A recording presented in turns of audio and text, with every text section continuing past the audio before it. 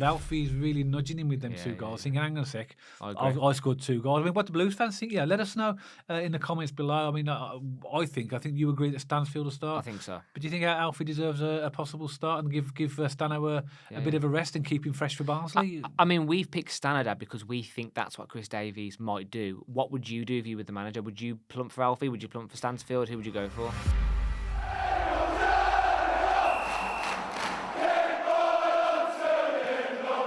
So welcome back to BCFC Royal Blue. Now, as the season draws to a close, Birmingham City have another really important match against Bristol Rovers at the Memorial Stadium on Tuesday evening. Now, it's an important match on both ends of the table. Birmingham City sitting top and looking to continue the momentum towards promotion. Bristol Rovers sitting just above the bottom 4, so they're going to need the points in order to ensure that they're in League One next season. So in this podcast, myself and Matt, as always, to preview the match, give our views on Bristol Rovers, and maybe give our thoughts on who might be in the starting lineup for Blues. So, what's your thoughts on this one, Matt? Bristol Rovers away? As you say, Dad, opposite ends of the table. We're top. We have momentum. We're looking good, and Bristol Rovers are in 20th. But I guess the silver lining for them is they are 6 points above the drop. Yeah. And that might not sound like a lot, but at this time of the season, actually, that's quite a big buffer from the relegation zone because, teams around will drop points to other teams. I don't think Bristol Rovers will get relegated, but they are going to want a little bit more daylight just to have that confidence they will be playing League One football next season, won't they? But I don't think they're in danger, in my opinion. But, they are close. They are 6 points and they are in 20th. So, as I say, they are going to want to get some wins under their belt so they can create a little bit of a buffer. But from a Blues perspective, Dad, we're going into this off a 4-1 win against Shrewsbury. We look good. We look energised. Clearly, there's been a rest and we looked sharper. The energy was back in the legs. Hopefully, we can keep that momentum going, can't we, with another 3 points? Yeah, and of course, they'll have a new manager in the dugout compared to when we played at St.Andrews. They had Matt Taylor as their manager then, and now it's Inigo Calderon. Inigo Calderon, yeah. Yeah, and it stands out for me, that game, when they came to St Andrews, as probably being one of the poorest teams that we've seen this season at that time when they came. They offered nothing. I'd agree with that. What really surprised me, sorry to jump in, but it is relevant to your point, is none of the Bristol Rovers players looked bothered. Yeah. They didn't want to be there. Yeah. They had no passion. They had no fight. We were just passing it around and they were kind of like roaming around like ghosts, weren't they? It just was, and again, I believe they had loads of injuries when they played us at St Andrews. It was a different manager. I'm sure there are different teams set up now with this new manager, but I'm just backing up your point. When they did come to St Andrews, they were borderline, I think, the worst team I'd seen at that point. They're going to be a lot better. I'll come on to some of their recent results because they've had some good results against teams quite high in the table as well. So they really have improved under their new manager in terms of their performance level. I'm sure that the Bristol Rovers fans would agree that their overall results have probably not been as good as they'd want them to be. Yeah. But they're going to be a better team than played us, and they're at home as well. Even the weekend surprised me. They lost 2-1 to Mansfield. I thought that would have been a banker for them to win that game. That was a surprise for me as well. But I'll come on to their results in a minute. But just a bit about them. In the last 10 games, they've won 3, drawn 1 and lost 6, whereas we have won 7, drawn 2, lost 1. Now, in the form table, they're right down there. I think they're second bottom of the form table. There's only Shrewsbury below them. Having 7 points out of the last 8 games. Their home form is not bad. They're 10th in the overall. So this is, but the problem's away. Yeah. But obviously they're at home in this one. But they get most of their points at home. They've got 31 points at home, which is the 10th highest in the whole of League One at home. But away, they're second bottom. So this is their problem, is that and this is why I think they're dangerous at home, and we have to be on our full game against these because they need the points. I'm sure they'll come at us. They'll be, they'll have their own home crowd behind them as well, and they've got a good home record. So that's something that we'll have to be very wary of. They are round about 2/3 down the table of goals scored. They've scored 40 goals so far, and there's about 8 teams below them. So they're not prolific in scoring goals, but their defence is the 3rd worst in the whole of League One. They conceded 63 goals in their games, so they are vulnerable. That's a lot of goals to concede actually over the course of this up until this point. 63. There's only Shrewsbury have conceded 66 and Crawley 71. They're the only 2 teams below them in terms of goals conceded. But the thing to watch with them is that they've lost the last 3, but the 2 games before that they beat Huddersfield 1-0 at home and they beat Bolton 3-2 at home. So they've got a performance in them. We know what Bolton did to us. So we have to be weary, and it appears, looking at these results, that they pick their performances up against the better teams. Yeah, yeah. So they're going to be well up for it against We've us. seen this a few times this season, haven't we, Dad? Yeah. The teams that you'd expect to turn over, they up their game and actually put in a decent performance against us. So, no, the Bristol Rovers are no different, and we can't underestimate them. And there's two big things I've noticed since Calderwood take charge. Listen to these stats. So, they now average 53.78 possession. And again, I know when you compare it to Blues, that's still low, but that puts them in the mid-table of controlling possession. So, I think he's came in and tried to let Bristol Rovers control the game a little bit more, pass the ball around. And listen to this, this impressed me. They've got an 80% pass accuracy since he came in over the course of 90-minute games. Again, that tells me a team that isn't giving the ball away, that actually utilise the ball when they get it. I mean, they might sit out of possession a little bit more against Blues, and our press might cause them a little bit more problems, in order to do that. But again, this shows me a team that aren't just hoofing it. They're not resorting to completely abandoning their principles. They're actually trying to play football. They're keeping it on the deck. They're passing it around efficiently. And that, to me, strikes a difference to what Calderwood's made. So interesting that they have adapted their game slightly. And clearly, beating teams like you just mentioned, the proof's in the pudding a little bit, isn't it? It is. They're good results at home. Yeah. I think it's just for us to be wary of, because we know, like, we had last away game was Northampton, who I see as a very similar type of team to these in terms of their position and their need for points. And we should have beaten Northampton. Really, we had the chances. We did dominate large parts of that game. We missed some glaring chances, but we only came away with a 1-1 draw. This is another, I think, it's a very similar game, and I think they might try and press us, which is fine, because that will allow us to break the press and give us maybe an opportunity to be more expansive in our game. But we have to be wary about we've got other teams like Bristol Rovers to play yet down towards the bottom as well, and I'm sure Chris Davis will be saying to the players, look, they are in as much need for points as we are for what we need to do as well. So this is a game where our players need to be fully honest and really fighting for absolutely everything. Yeah. I mean, to be fair, I'm saying that, but we sort of have done that most games anyway, haven't we? Yeah, we have. So I'm not questioning the players here, but it's one of them psychological things. When you get towards the end of the season, and particularly when the games start to run out, you get some crazy results, crazy performances, and you think, how did that happen? And we've got to make sure that we're not that team where we look back and think, well, we just let them bully us and I don't think do that happen. type of thing. But that's what I've been really impressed with Blues this season. That is, we haven't let teams bully us. We've had that fight. We've had that spirit. Clara's been putting players over the hoarding signs. Whenever there's a scrap, the players have each other's back. All these little things add to that team spirit, and I don't think we'll let any team roll us over or bully us at all this season. And the proof has been our performances in which we haven't allowed that happen. My final two stats for them, Dad, and which I thought was really interesting. So you mentioned they conceded 64 goals this season. 24 of them have been from dead ball or set piece scenarios. That's a third of the goals conceded have been from set pieces. Well, we don't score many from set pieces. No, but it's still interesting though, isn't it? And they only win 43% of their aerial battles, so they're not very dominant in the air. So again, this could be a chance, if we can, to capitalise on some set pieces. If we can get a couple of corners, maybe some balls in from deep, like we saw against Shrewsbury Town. That first goal we saw when Dowell crossed it into Ben Davies, maybe something like that. Who knows? And then their attacking inefficiency as well. So they average 8 shots per game, but only get 2 on target. So again, it screams of a team who, even though they have 53% possession of the game, so they're not converting the chances that they do create. So I've got the same research as that, actually. I mean, very, very weak at defending set pieces, so I've got that. Avoiding individual errors, so they are prone. Now, this is where we can exploit them, because if they already have players that are prone to individual errors, with our press, we could force them into more, and also defending against through ball. So we, particularly with the likes of Kieran Dowell and Williamson on his day, can provide those Mark through Leonard. balls. Mark Leonard, So we've got even Allsop. So it's mad to say, but your goalkeeper is actually So basically, they try to play with width. They do like attacking down the left.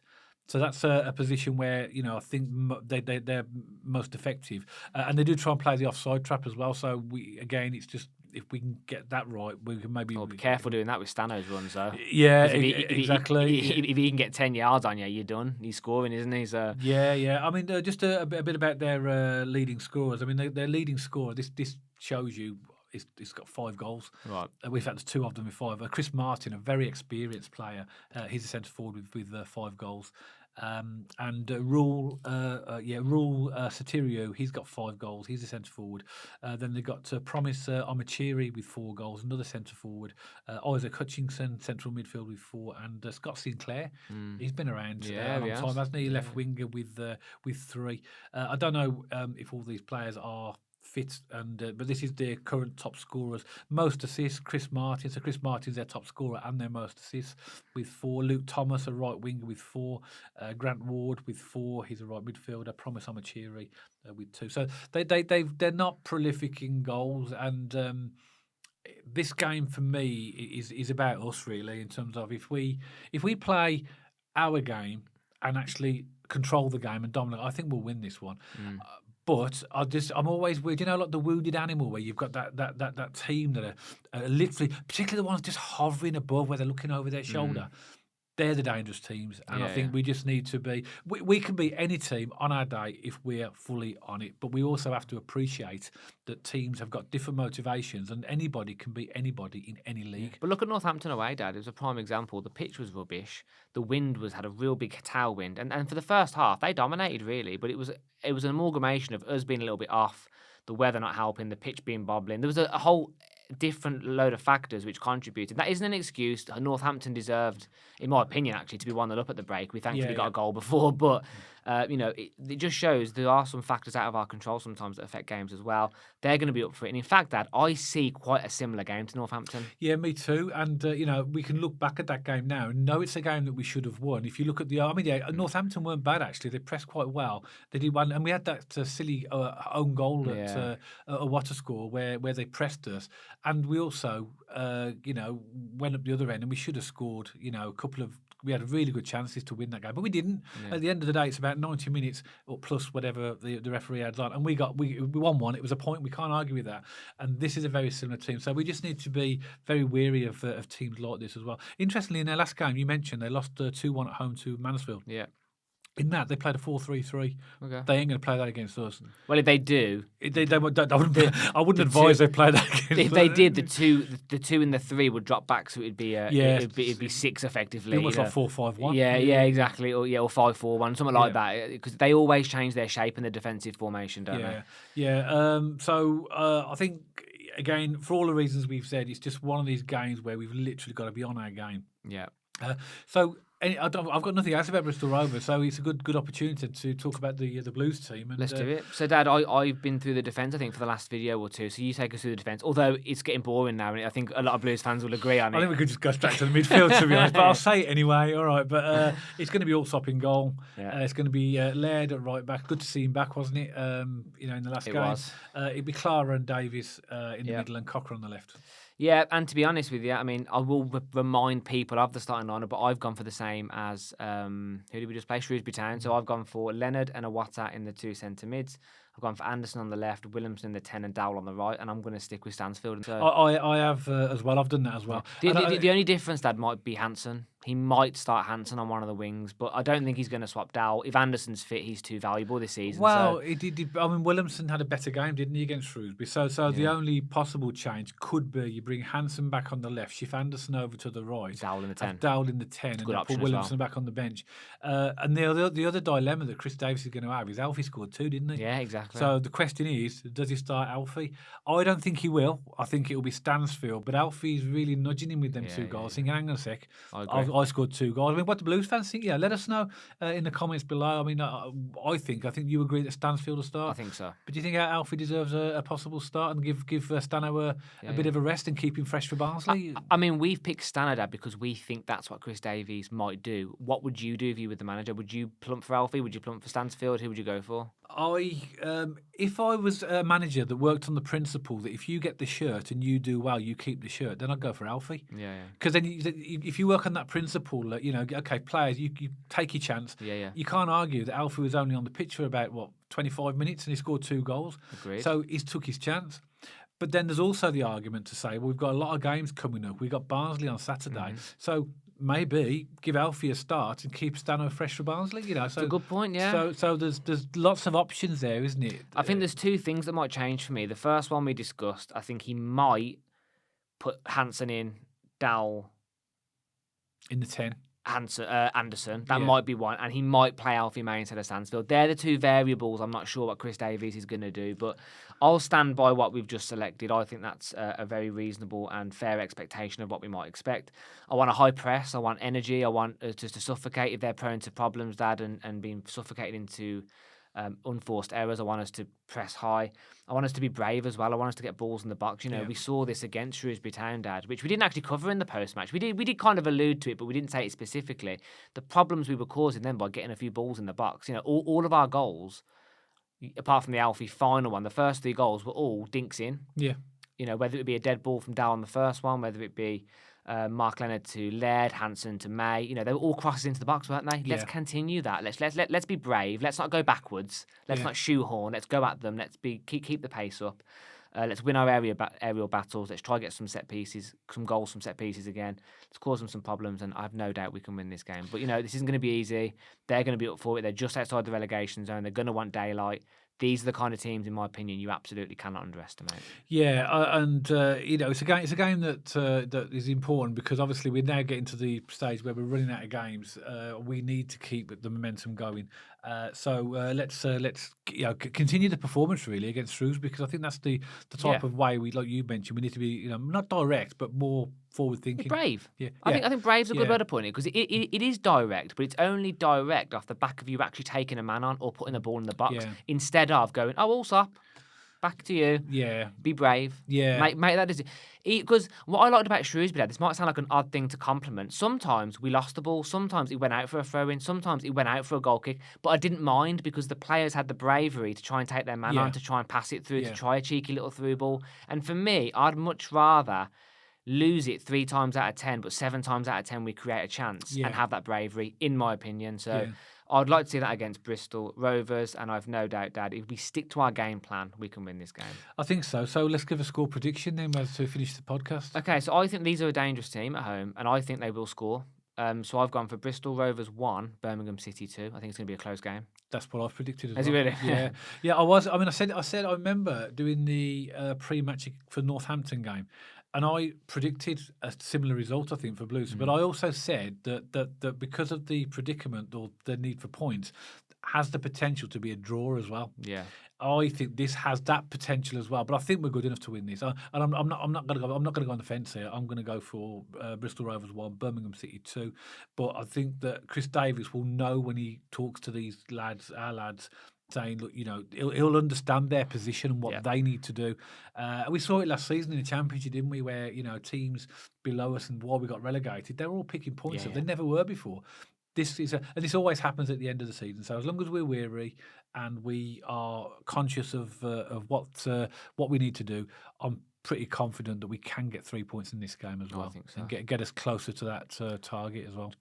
Hopefully keep these 3 points ticking along. But no, again, absolutely no disrespect. If anything, it's respectful to Bristol Rovers in terms of, I think they're going to cause us.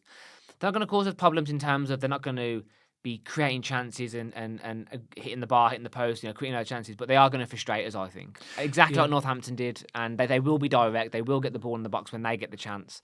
And I can just see them causing us a few little issues. I don't know why, I just got a feeling. Yeah, but it's an away game, isn't it? Yeah, and actually, our last away win was against Huddersfield at the end of January. Is it really? Yeah, because we've had a load of home games and then we've drawn a couple. We lost to Bolton.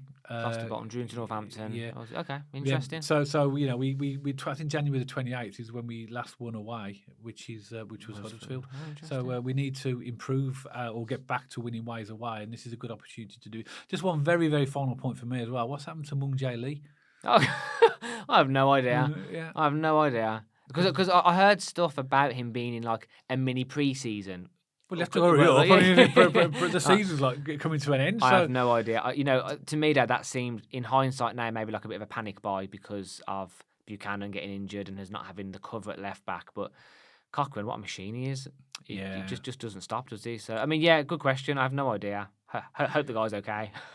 Yeah, well, we've heard nothing from him. I know Chris Davis was asked a question a couple of matches ago. He says, like you said, he's having a mini pre-season, but he'll be able to have a proper pre-season if he carries on this way, because he won't get in the team. But anyway, I thought I'd ask that question. But that's it for this podcast. Hope you've enjoyed it. If We'd love to have your comments as always. So pop a comment below the podcast. Let us know what your thoughts are on the Bristol Rovers, opposition, about who you think will be in the starting lineup for Blues.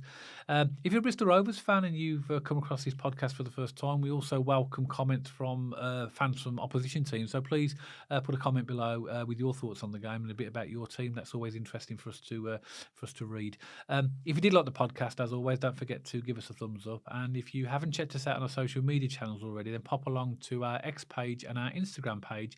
And if you like to watch or listen to your podcast on Spotify, you'll find us on there as well now, and you'll see the handles appearing for all of these on the screen right now. If you haven't subscribed to the channel already and you'd like to, then please press the big red subscribe button. And if you press the little bell icon next to that button, you'll get notifications every time myself and Matt put a new podcast out. So that's it for this one. Hope you enjoyed it. Myself and Matt will see you on the next podcast, all about Birmingham City.